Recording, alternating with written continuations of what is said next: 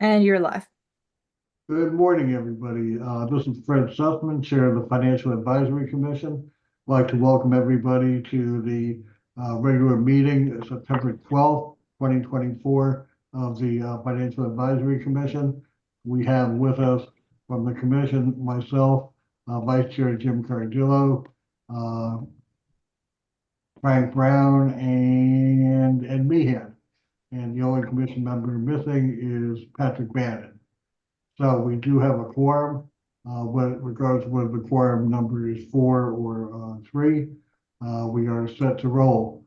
I sent that agenda previously, and I hope you've had an opportunity to review it. The only change to the agenda, uh, other than perhaps rearranging some items as we go along, is that we do not have minutes from the July 11th, 2024 meeting. We will take that approval off the agenda, subject to that revision. Any other corrections or revisions to the minutes? No. Hearing none, I entertain a motion to approve the agenda as revised. Motion to approve the agenda as amended.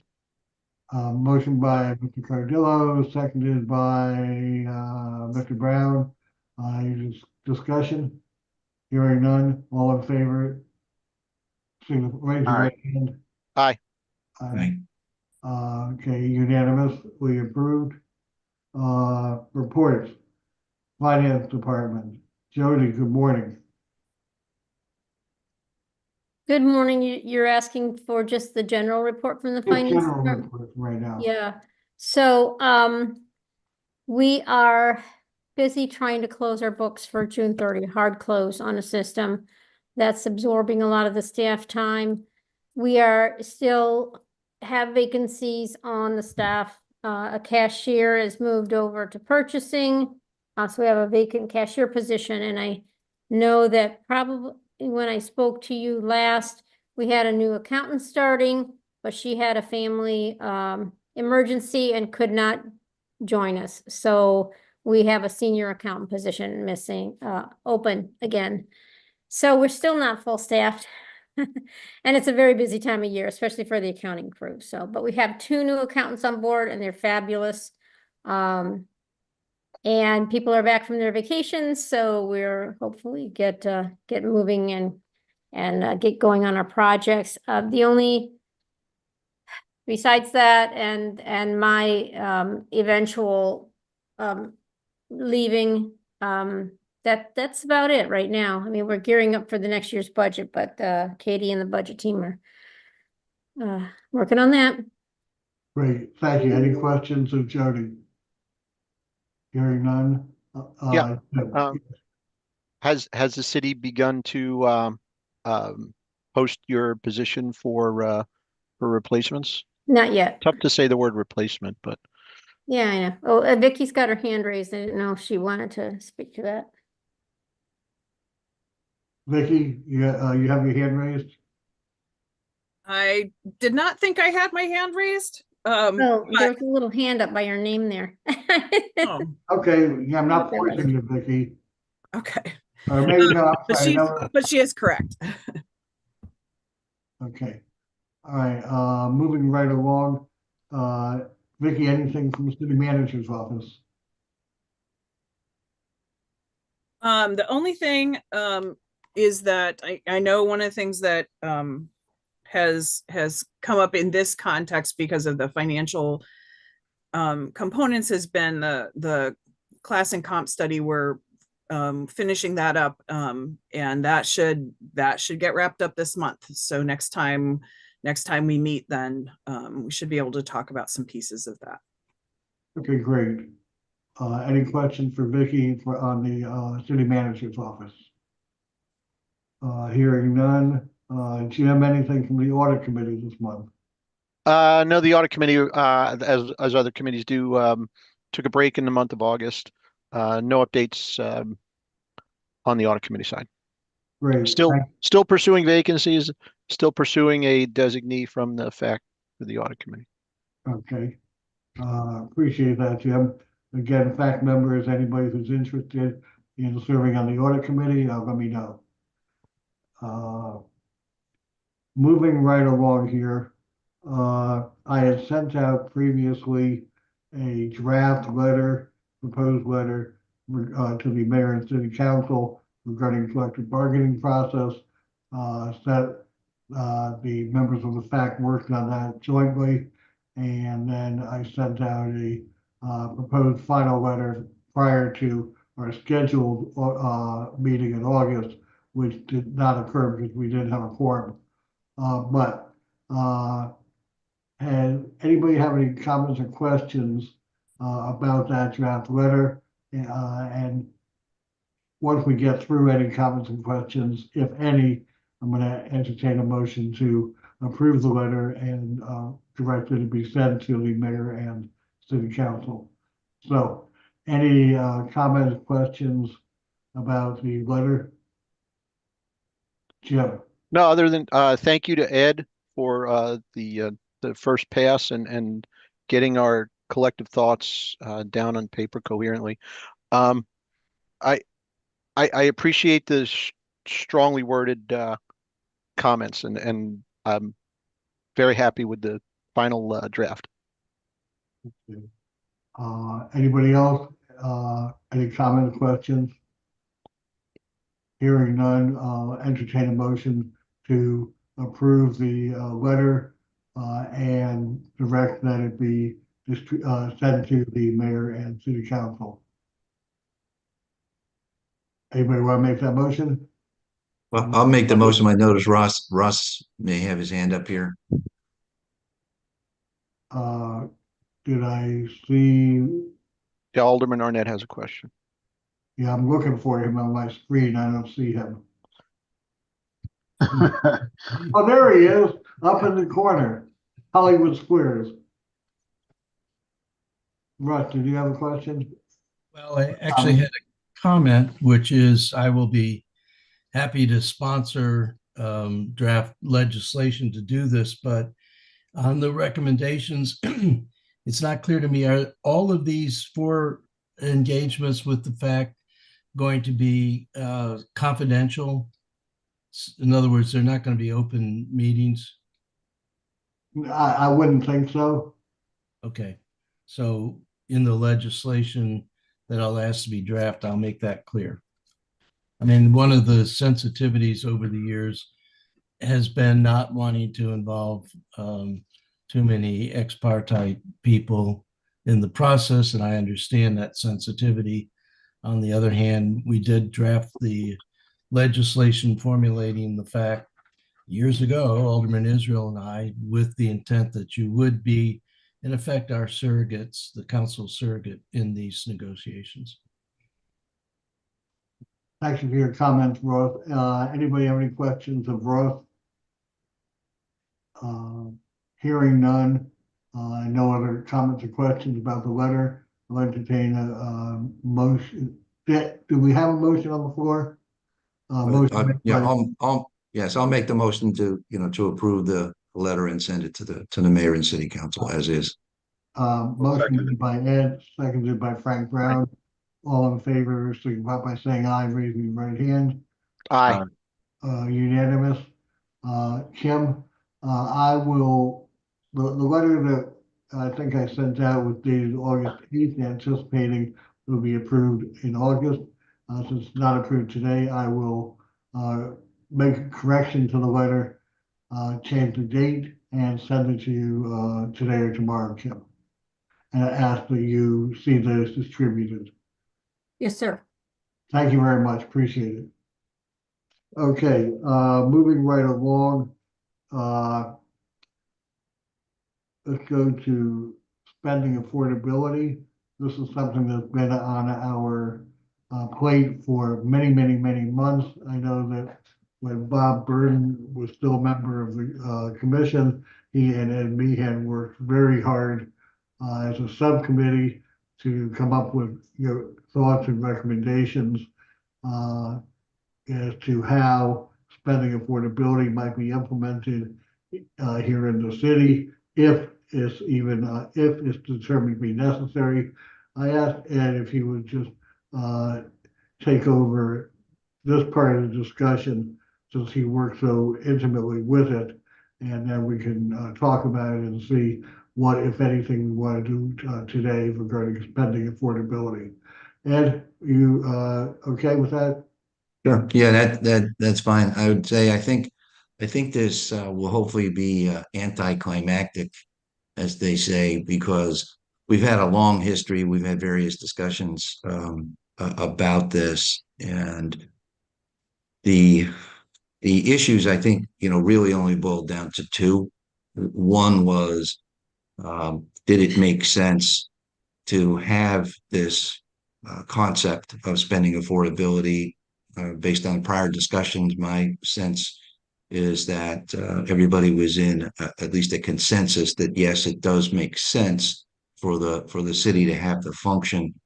So then it becomes a question of how to implement, and that divided into two paths. One is, does it make sense to have a new entity, a new commission or committee of some sort? And the county does, and other counties in the state who have this function, do tend to have a separate body.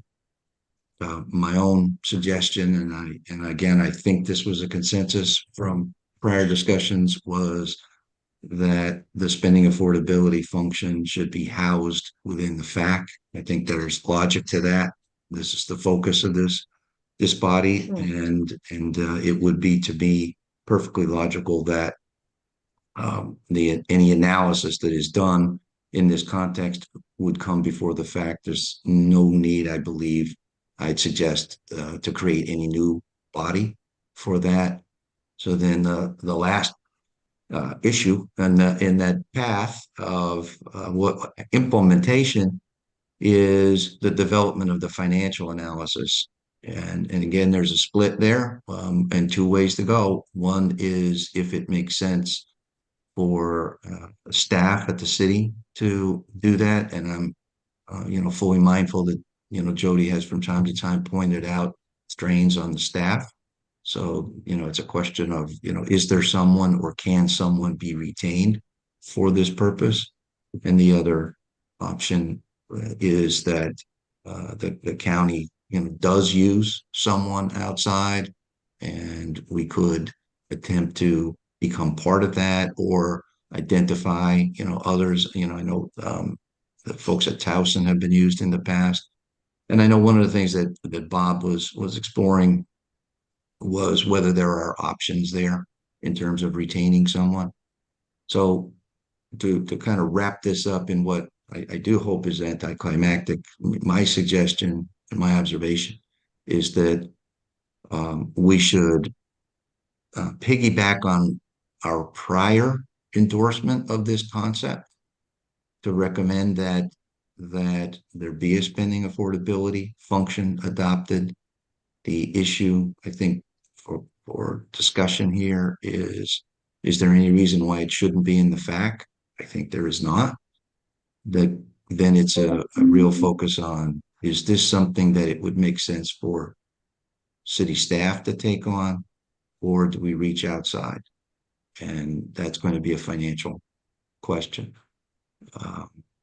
So, with that, I would sort of open it up, and I would hope that our concentration is really on that last point about how it gets done. But if there's any, concern leading up to that about whether this should be done, whether it should, be, not be implemented, obviously we should talk through that. But that's where I see it at this point. I think we've come a long way, and it's time to bring it into reality. And thank you very much for that cogent summary. But can we drop back 2 steps, and just so that we are all on the same page, understanding what we're talking about, can you summarize in 10 words or less, maybe 25 words or less, what we're talking about in terms of a spending affordability function? So that I don't think it means one thing, Jim doesn't think it means something else, you don't think it means a third thing, Frank, et cetera. So we were all talking from the same sheet of music. Yep, perfect. And I think that is helpful. We've had such a long runway to this, it is sometimes good to just level set. So the way I look at it is it's a budget setting process. You have on the one side the needs or slash desires for expenditures, and on the other side, you've got to marry that up with revenue. So on the spending affordability, it becomes a means of measuring economically what is likely to be reasonably affordable, which then becomes a tool to help discipline budget setting and enable the city to determine literally what it can afford, what it's likely to be able to afford, which will then feed itself into the budget priority process. So to simplify that into just a few words, the spending affordability is, as the name implies, what can the city afford to put into its spending? And that'll help the priorities. So that's really where we're focusing now. Okay, and when we say what can the city afford, what's the measure of affordability? Revenue can always be raised. It may not be politically palatable, for instance, to raise property taxes by any particular amount, smaller or larger, but it is a tool available to the mayor and city council if they want to fund certain activities.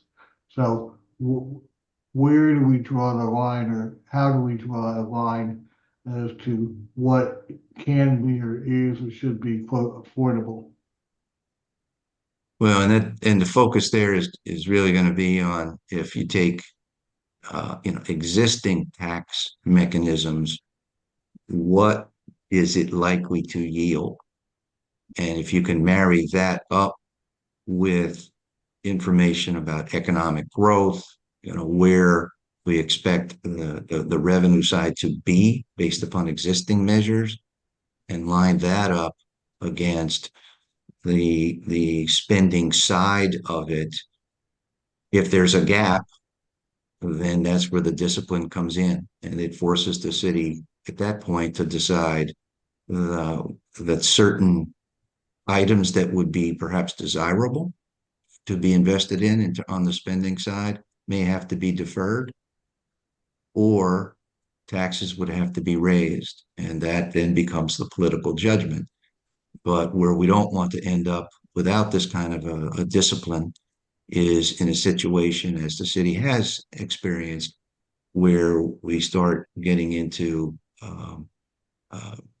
perhaps too much reliance on borrowing, deficit spending, and it's really going to be a tool to try to get us to focus on keeping budgets balanced as we move forward. Thank you. Jody, let me turn to you for a second on the question of if a determination is made that having a spending affordability function in the city is desirable as a budget setting tool.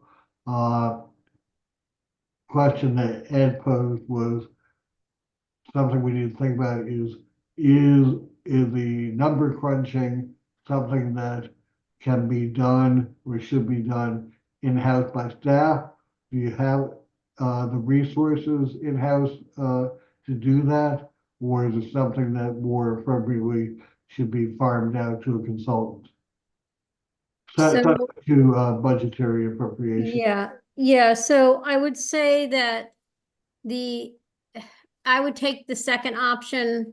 There's a lot of economic research involved, and it focuses on what the economy of the local municipality can handle as far as increases. Like you said, you can increase the tax as high as you want to, but if your people can't pay it, are they going to move out? Is there going to be pushback? So that it takes a lot of economic research and judgment and estimates based on what's going on in the economy. And so I would say we don't have that expertise on staff. If I did it, it would be a big learning curve for me. And I think it would be helpful to have somebody from the outside do an analysis. In fact, the county's board, there were various people on the spending affordability committee that had some of that experience to add to it, but I believe that they also did research and gathered economic data from other sources as well. Their spending affordability commission was appointed and I don't believe compensated, but I also agree that this could be handled within the facts. So I think that probably we would want to hire somebody, a firm, to do research and give us some ideas on what the economic projections are. I don't know what the benchmarks are for something like this and how many things they'd have to measure, and the FAC and whoever was on that group would have to give them some direction as to what they're interested in. Okay, thank you for your thoughts. Comments, thoughts from Alderman Arnett. You know, you've been very vocal about your belief of the need for spending affordability function in the city. So let me ask you if you have any comments or questions that you'd like to throw on the table for all of us. You're muted.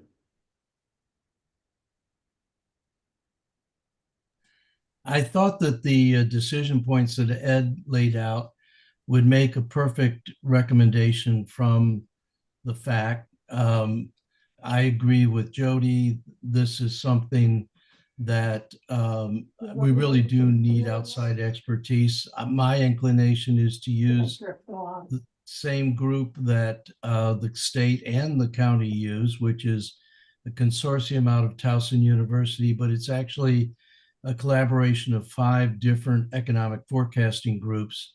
And then the university puts together a consensus position on what they think the ceiling is on spending affordability without raising tax rates or other rates for generating additional revenue.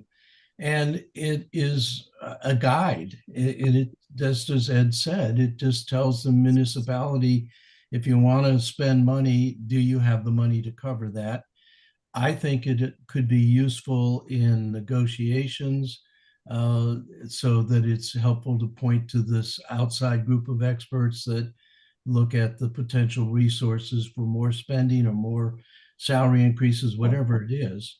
And the real question is, for me, if it comes to the fact, just like with the audit committee has a budget, and that budget is used to buy outside expertise to do audits on various things, like we did one on the recreation department and so forth. I would think that a small budget to do this procurement from the outside group, and there's more than one, there's more than Towson that you could consider, but my recommendation would be, my inclination is use the same one the state and the county are. We're within the county, and it just seems like it would add a lot more consistency to use that. But that's something that would be determined during the procurement process. What I need is a recommendation from the FAC that, just like you did with this union negotiation, that would give me the ability then to, and I could have done it all along, but I wanted to wait for the sanctioning from the FAC to generate the necessary legislation that would create this, assign it to the FAC, and would talk about budget and those sorts of things. But I like the flow that Ed laid out. I think it would make a perfect letter of recommendation, and I can't wait to see it. Alderman O'Neill, welcome to our meeting. I know I'm hitting you cold on this, but as a member of the city council, do you have any thoughts about this? And you may not, and that's fine. But I just want to give you the opportunity if you want to have your 2 cents in. Thanks, Fred. I appreciate that. Well, yes, I'm coming in a little bit cold. I have been watching and listening to what other people are doing, and I too believe that we really should be looking at the spending affordability model. So many times we're just, passing budgets and things like that based on what we really want and not necessarily what we can really afford. So I do think that we need to do some pullback and really take a good look at how we're making decisions and how those decisions are affecting the future. So.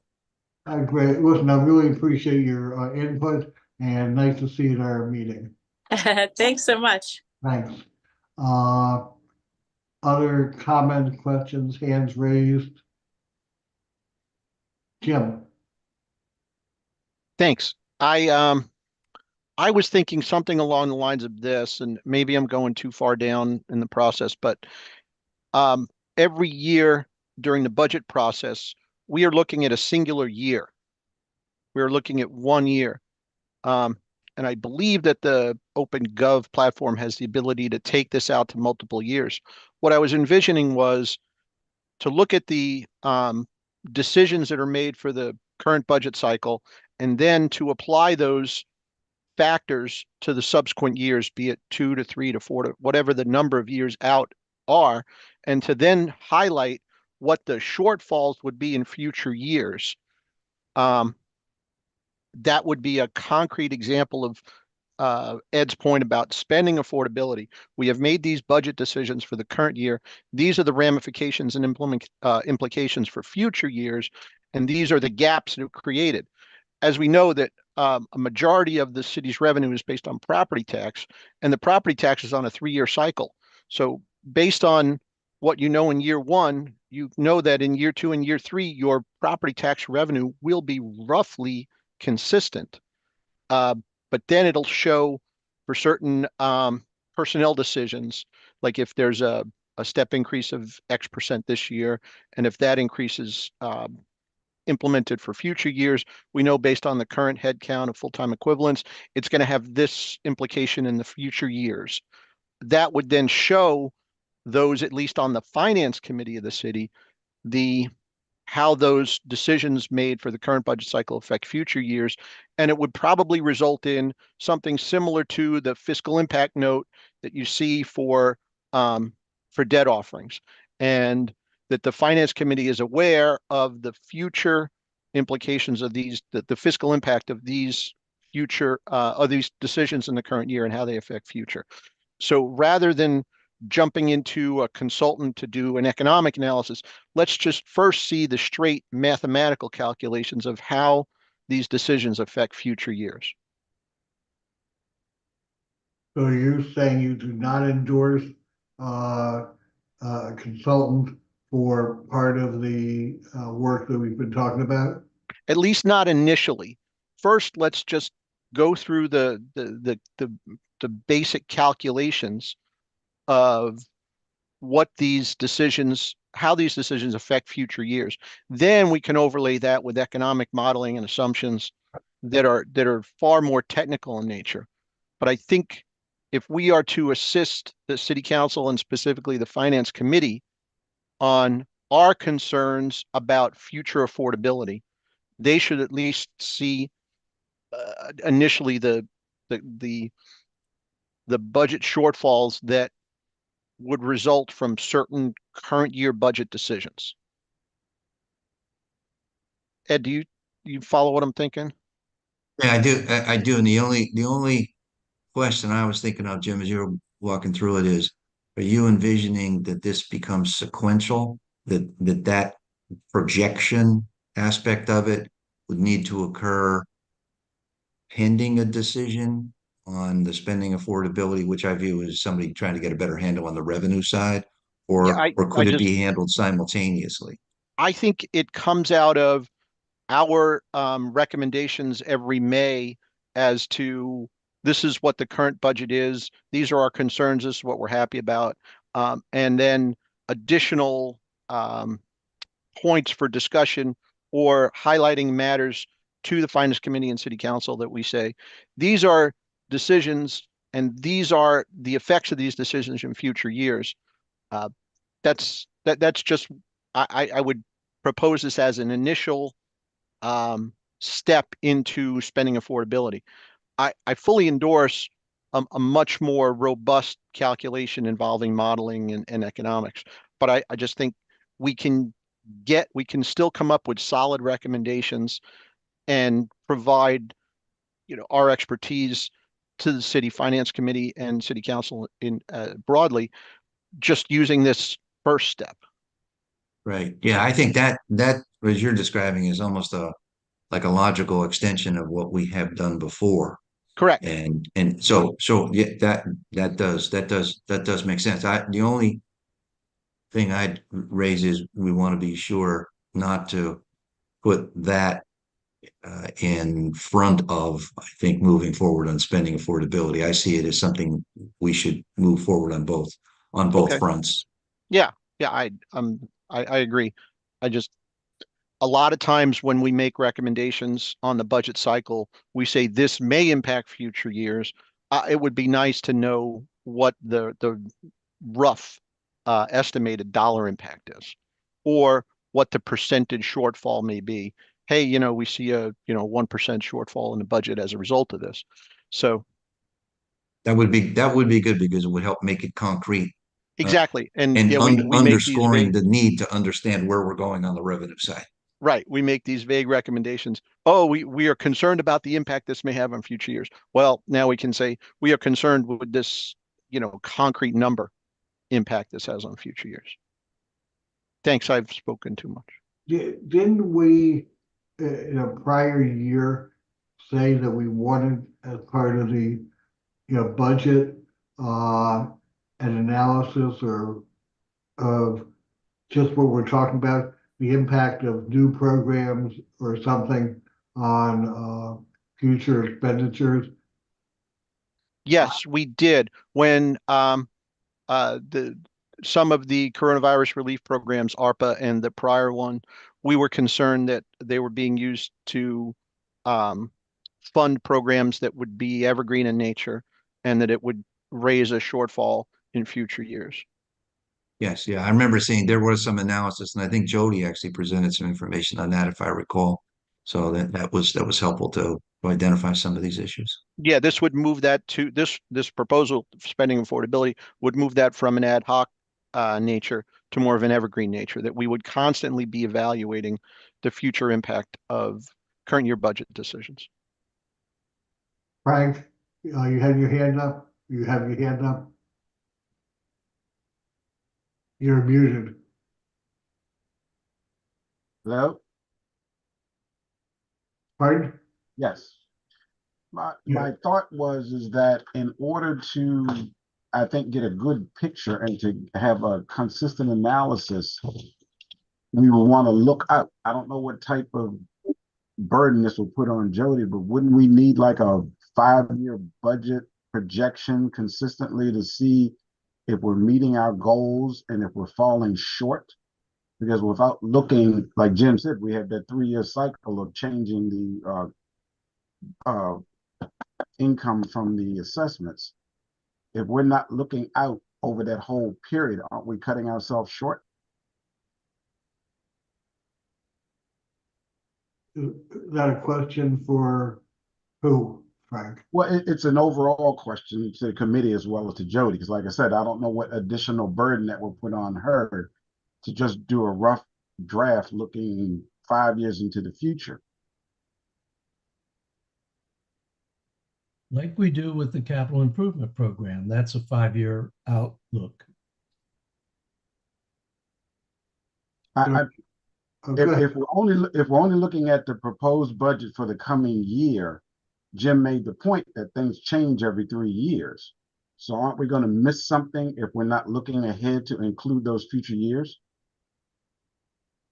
And it's not that, anybody's held accountable. It's just a way to help us. Okay, we foresee this happening in 3 years and we're in the second year of a cycle. It's going to change the next year. So it sounds like you're kind of endorsing the approach that Jim had laid out for looking outward. And initially do it internally just to try to get a feel before we get the consultants involved we'll then have a better idea of what it is we expect of them. So yes, I agree with what Jim was saying. Okay, thank you, Frank. I appreciate that. Jody, I see your hand up. Yeah, okay, so I think we're going down to a parallel paths here. It's kind of a chicken and an egg thing. And some of the things that Jim was talking about, to put together, and I have for the last couple of years, I have had a short, what I call a short future production of the operating budget, as far out as I can project. But some of the things that are missing from that is, one, you can't go beyond the current tax cycle because you don't know what the property values are going to do, and not to any effective means.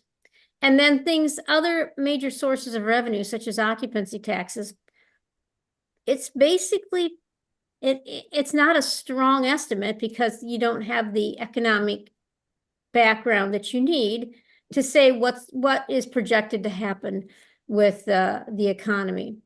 And the spending affordability function is providing some of that guidance independently from the outside without regards to what we think we're doing.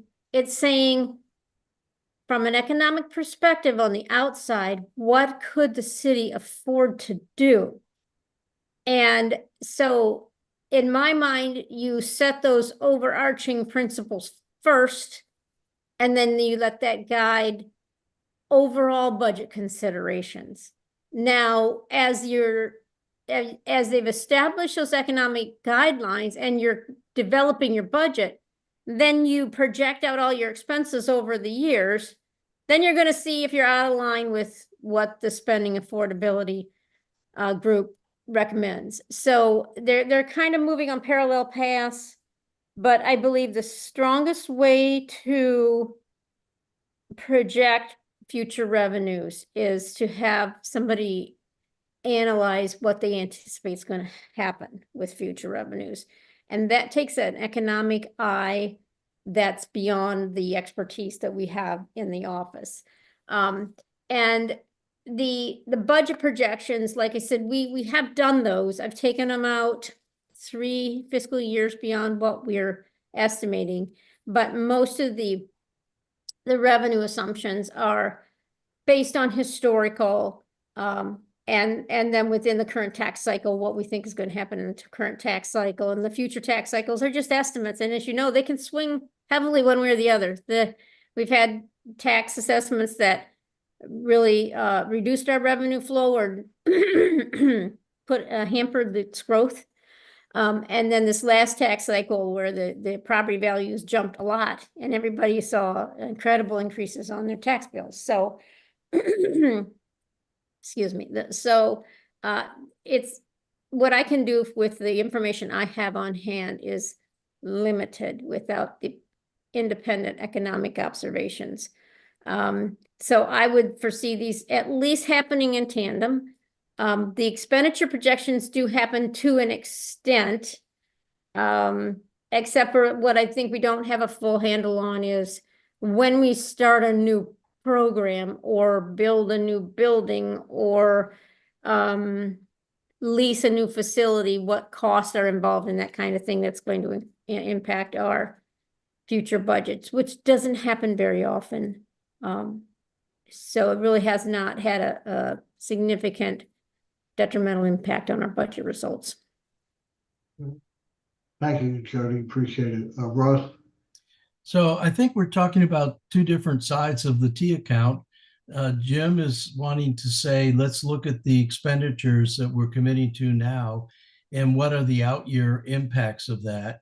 The spending affordability model is looking at what is the revenue we can expect in out years and how do we marry that with what we think are going to be the impacts of the expenditure commitments. Right now, Jody has always been our impact analysis modeler. And I think that it's an unfair burden. And really the thing that this consortium brings is a lot of different eyes from an economic perspective. And they evaluate a lot of external economic impacts that are potential. I would also point out that this would marry well with the analysis that Brooke Schondelmeyer presented to you a couple of meetings ago, where it's looking at where the revenue is coming from. And that was more for where do we want to develop, what kinds of things do we want to develop in the future, which is part of our comprehensive plan. But this looking at the out year expectations for revenue marries quite well with that kind of analysis. And we could have an impact by expenditure decisions or policy decisions on what our out year revenue could be. And the modelers could take that into account. Frank, do I have your hand up again? Yes, I just Jody, real quick. You said you've done projections. Just as a question, how have they looked? I mean, have you been close? Is it just too difficult and not valuable at all? So I would say that as we, the multi-year projections, I think have done in the last 2 budget cycles. And I haven't gone back to fully check on the expense side. However, on the revenue side, I would say that early on, I under projected revenues, which is why my conservative budgetary methods are telling us we want to be cautious. We don't want to over project revenues, and then we always beat the projections. So this is what's caused us to have these fund balance reserves grow over the years and allow us to continue to do extra things with the budget. We're getting better at that with more experience. This last year was quite close on the revenue side. So then it's just a matter of expenditure projections. And those I think we can zero in on more effectively because they have a budget and we know what they're spending and we control it within their budget. And if they want to spend more, they have to find it somewhere. So that part is more under control and easier to estimate. As I project expenses, I tend to be a little bit high on their expenses because I want to leave them room in their budget to spend what they have budgeted, which almost every department underspends a bit on their budget. So we have leftover funds at the end of the year. But as I'm doing my projections, I tend to give them the allowance in the budget projection to spend what's in most of their budget. Well, you made me feel better about it, and I'm giving you the credit for that. If you're doing that, I mean, a budget is just a projection. It's not perfect, but it sounds like you're doing a pretty good job of it. It's working. It's a very short-term projection, and it doesn't take into account things coming online. Like, for instance, when we were doing the maintenance facility, and this kind of, I have to say honestly, it exceeds our bandwidth. We did the new maintenance facility, the DPW maintenance facility. And we didn't, as we built it, we didn't incorporate this long-term projection of what that would do to operating expenses, for instance.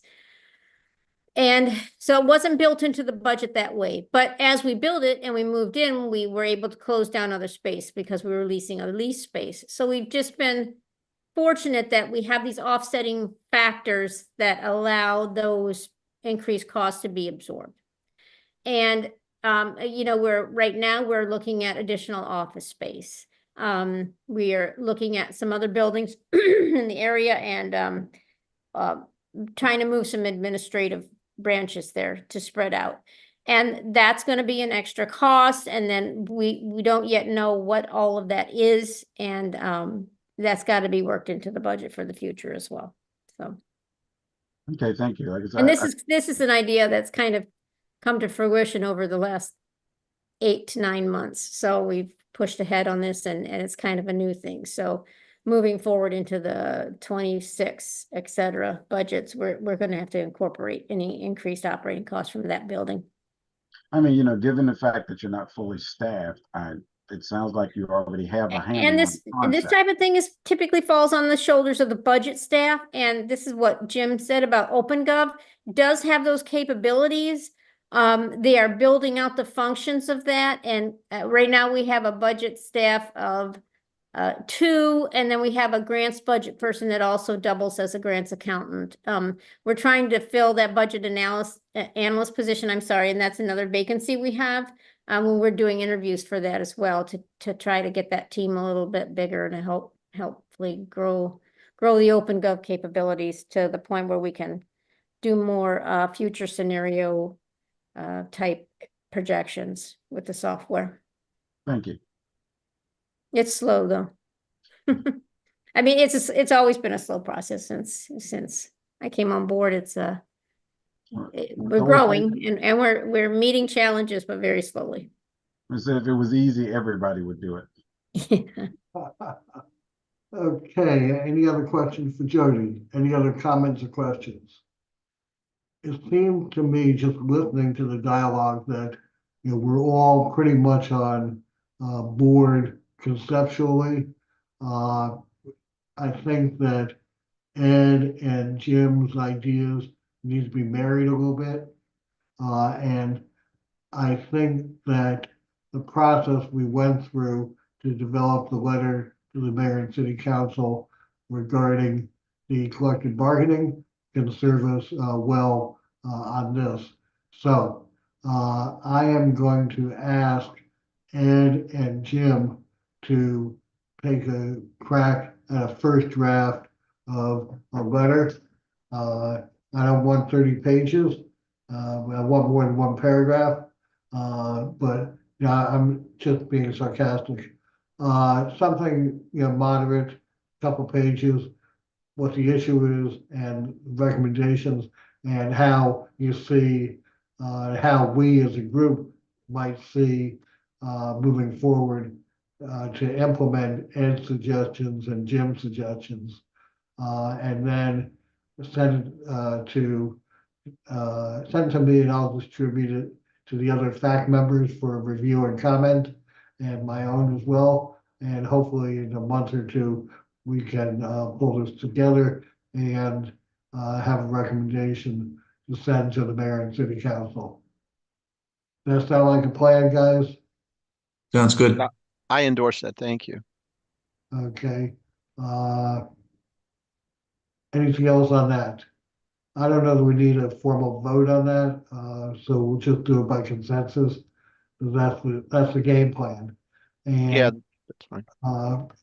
My suggestion, and I don't know what your schedules are, and I don't want to put undue pressure on you, but if the two of you could put together a draft in the next couple of weeks, shoot over to me for my review, editing, and distribution to the other FAC members.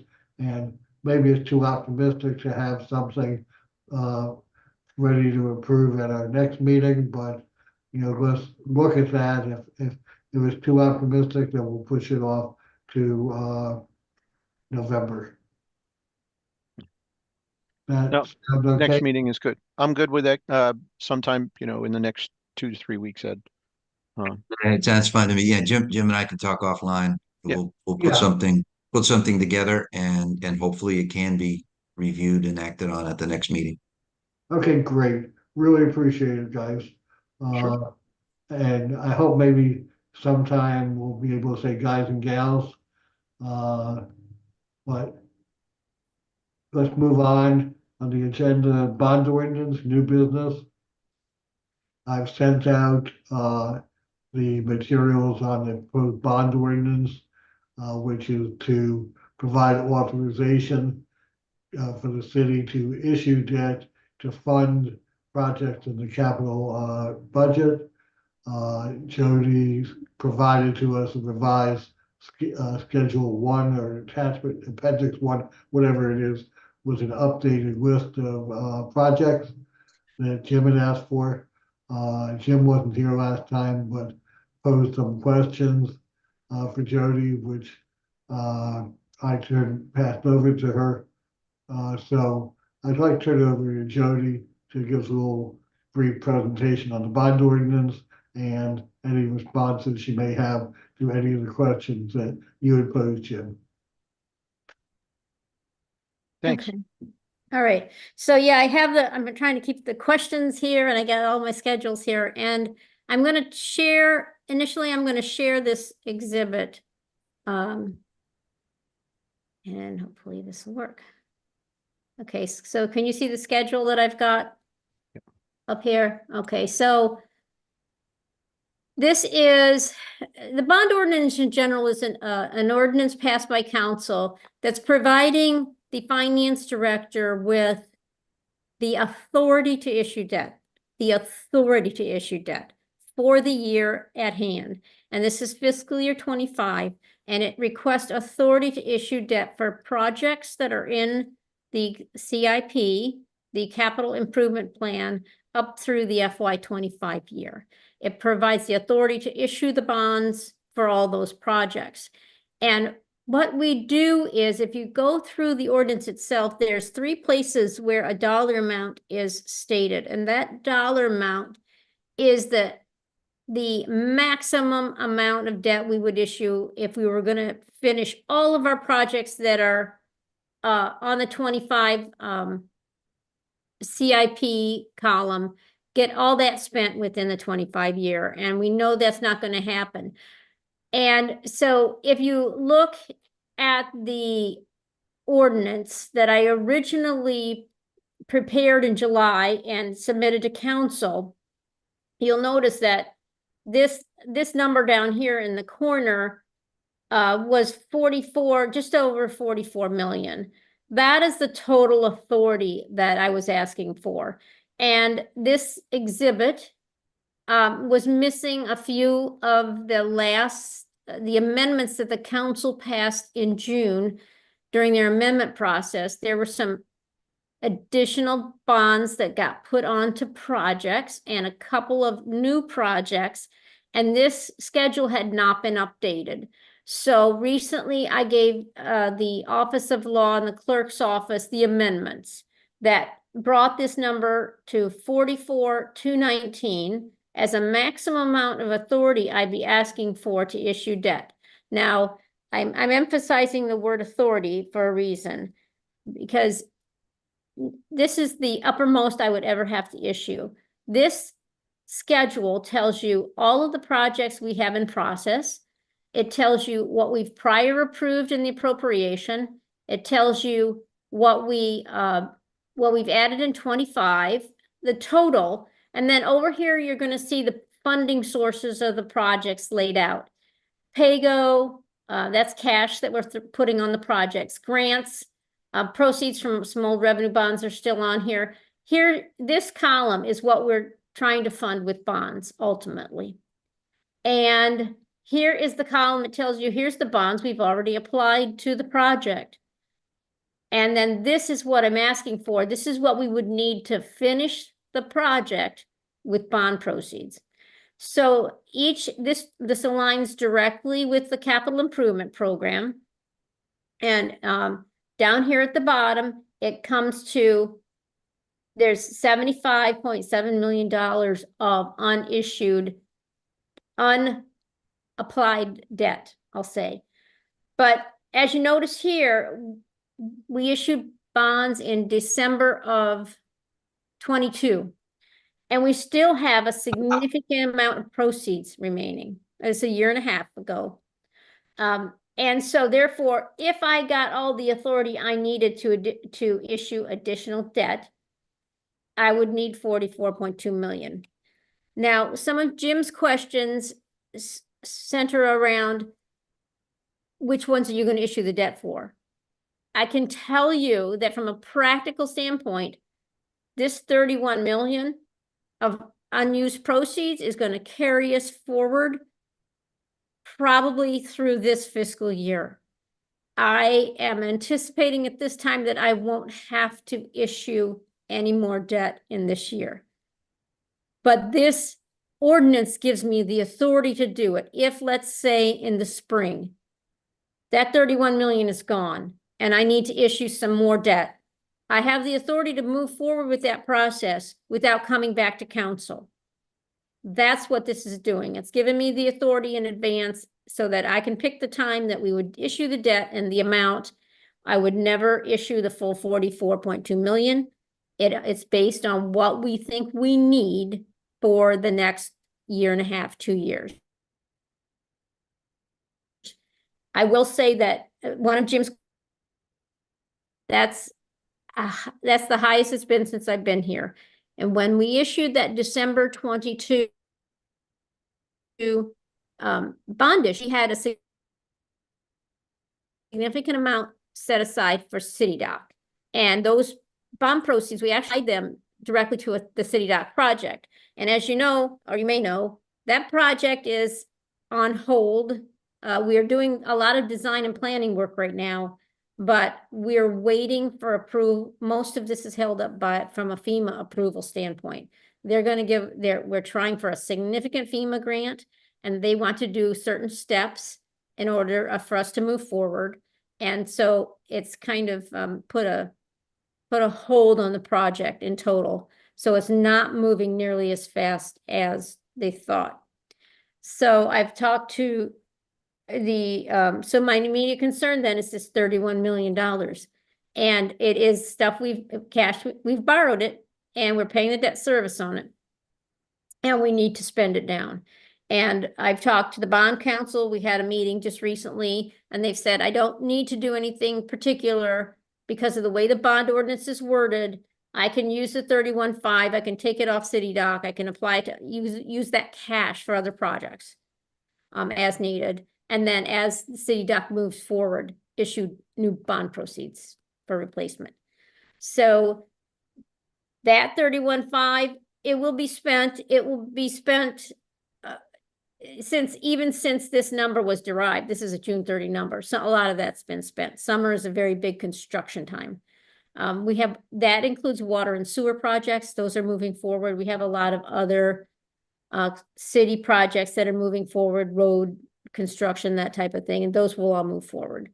So those proceeds will be utilized and hopefully soon. And like I said, I think that based on that amount and the projects we have out there, we probably will make it through FY25 without a bond sale. If we do a bond sale, it'll be near the end of the fiscal year and not now.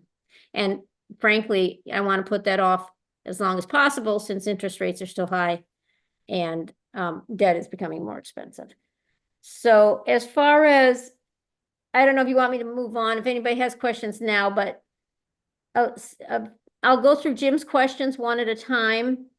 And in order to do that, I am going to share another, hold on, another schedule. Now I have to.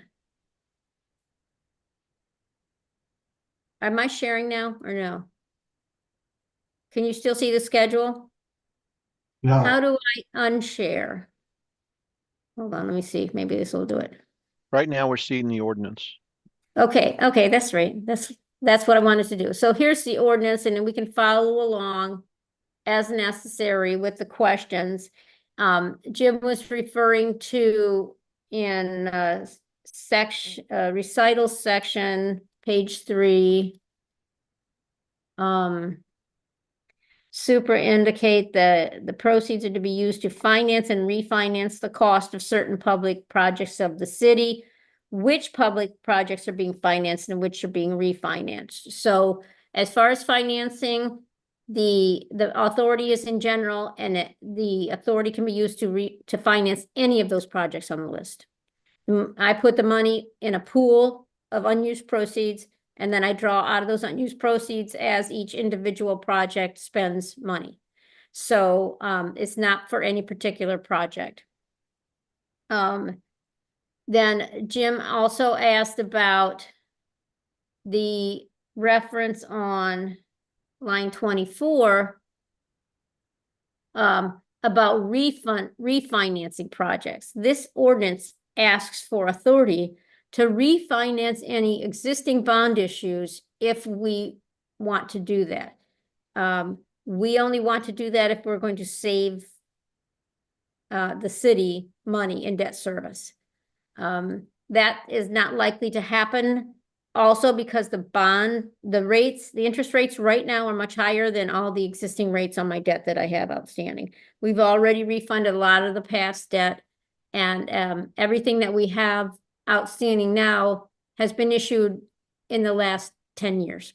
So the interest rates were low for many years, and we used that opportunity to refinance anything we could.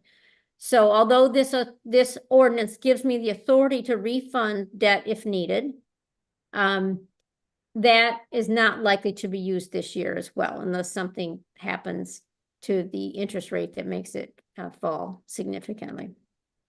And so that authority also is a blanket authority, and not likely to be used in this economic scenario. All right, so where am I going now? Line 28 refers to refunding outstanding bonds issued. Can we see a calculation of the bonds being refinanced? As I said, I don't intend to refinance anything now. It's not practical and won't save us money. In fact, it would probably cost us money. Section 2 indicates the capital projects which are to be financed in whole or in part with the proceeds of the issuance. Again, there's no imminent issuance. Years ago, I think when the FAC was first formed, we were selling bonds based on projects, and we're issuing based on the capital program in place. But you'll find that projects never move as fast as you think they're going to. And that's why we've gone to this method of getting a bond ordinance for the full authority and then only issuing what we need from a cash basis.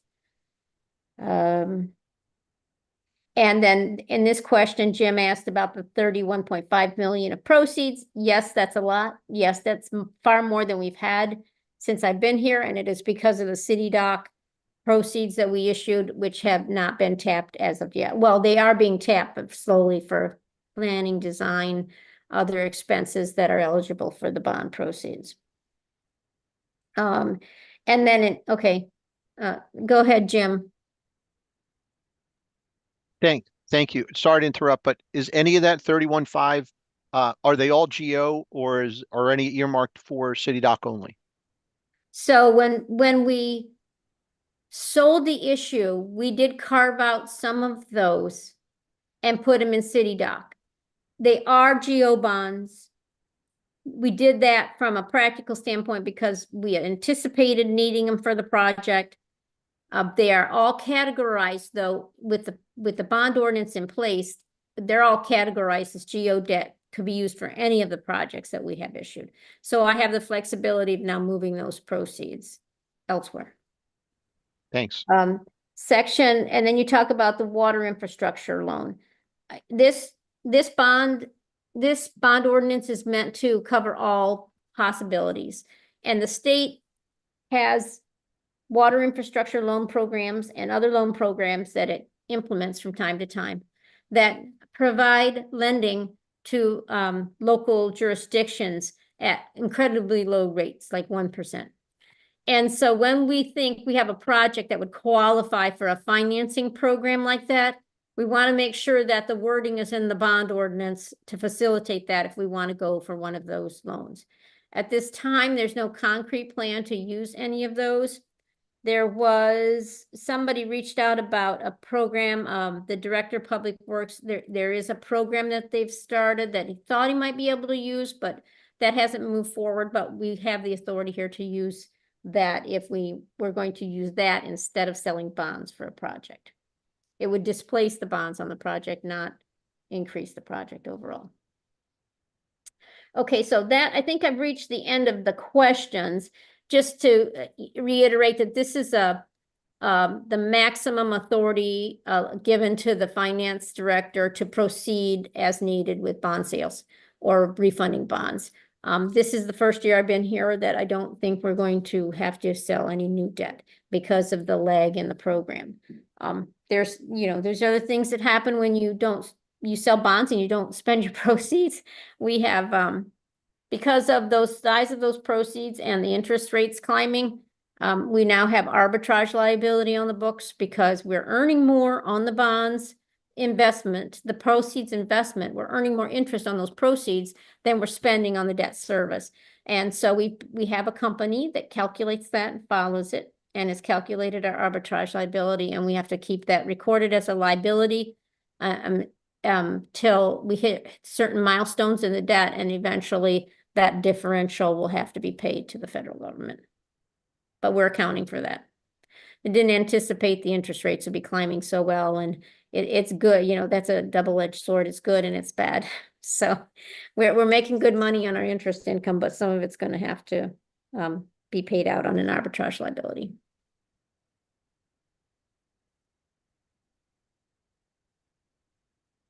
So that's as much as I can tell you about the ordinance, unless you have other questions. It's a very long ordinance, and a lot of it's legal language that's needed to provide the legal authority to issue and sell bonds, and what the form of the bonds is going to look like, and all the processes that go on when you have a bond sale. Everything that needs to be in place legally. Thank you, Jody. Good summary. Can you want to continue to share or give? I don't know. I don't know how to unshare. Well, hold on a second. I don't know. I can, There we go. did that work? Yep. I turned it off for you. Thank you. I don't know how, I don't see an unshare option. So I can't just take down the sharing. I mean, I can close the document, but I might want to refer to it, so I don't want to close it. All right. Again, thank you, Jody. Members, questions, comments? And this was to give you authority to finance through the issuance of debt all the projects in the capital program that the council adopted last May or June, right? Yes. And the fact endorsed, or we did not oppose any of those projects. So as I understand it, this authority is a continuation of the process that we've already reviewed earlier this year, and provide the dollars if needed to implement. Comments, questions, fact members? Anybody have any reason why? Alderman Arnett? You're muted. Yeah, I know. I'm trying to find it. On Exhibit 2, Jody, would it be possible to not only include the amount outstanding, but the interest rate for all of these outstanding bonds? You're muted, Jody. Yes, and I can send that to you. I would not need to put it in this document, but if you look in our financial statements that we publish, each issue is listed in the footnotes, and it has the associated interest rate next to it, but I will copy that and send it to you all. All of them are, I don't think there's anything higher than 4. I think everything's under 4 at this point. Most of it is under 4%. Some of it may be closer to 3. Thank you. Thank you, Jody. Other comments or questions? Hearing none, fact members, any reason why we should not either, first of all, anybody see any reason why we should oppose the adoption of the ordinance? No. Anybody see or have a motion they would like to make with respect to the bond ordinance? Do I see you, Jim, or no? I'll make a motion. No, I'm totally confident and totally satisfied now. Thank you. With the explanations that Jody has provided, I so move that the FACT committee accept the bond ordinance proposal. Okay, you have a motion made to endorse. Second. Second by Jim Cardillo. Discussion, further discussion or comment? Hearing none, all in favor signify by saying raising your right hand, signify by saying aye. Aye. Aye. Opposed, unanimous. Thank you very much. Kim, would you prepare a communication to the mayor and council regarding the FACT position on this ordinance? Yes, sir. Thank you very much. Next meeting, regular meeting, October 10th, 8 AM Zoom. Anybody have anything else for the good of the order? No? I entertain a motion to adjourn. Made by Jim Cardillo, second Yes. by Ed Meehan. All in favor, signify by saying aye.